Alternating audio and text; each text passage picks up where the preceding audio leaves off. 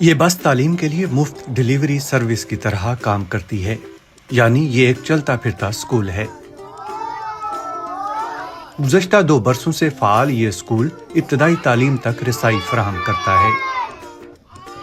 یہ بس اساتذہ اور سیکھنے کے مواد سے پوری طرح لیس ہے۔ اردو پڑھتی ہوں، 1 2 پڑھتی ہوں، ABC پڑھتی ہوں اور کلر نیم پڑھتی ہوں، حروف تہجی بھی پڑھتی ہوں اور 1 2 بھی لکھتی ہوں۔ بڑے ہو کے میں نے ٹیچر بنا اور یہ اسکول بھی اچھا لگتا ہے مجھے۔ پاکستان دنیا کا ایسا دوسرا ملک ہے جہاں سب سے زیادہ بچے اسکول سے باہر ہیں۔ اس جنوب ایشیائی ملک میں اسکول نہ جانے والے بچوں کی تعداد تقریباً 26 ملین بنتی ہے۔ 5 سے 16 سال کی عمر کے تقریباً نصف بچے اسکول نہیں جا رہے۔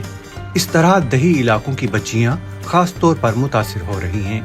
سن 2023 میں وزیراعظم شہباز شریف نے پری اسکول بچوں کے لیے اسکول آن ویلز منصوبے کا آغاز کیا تھا۔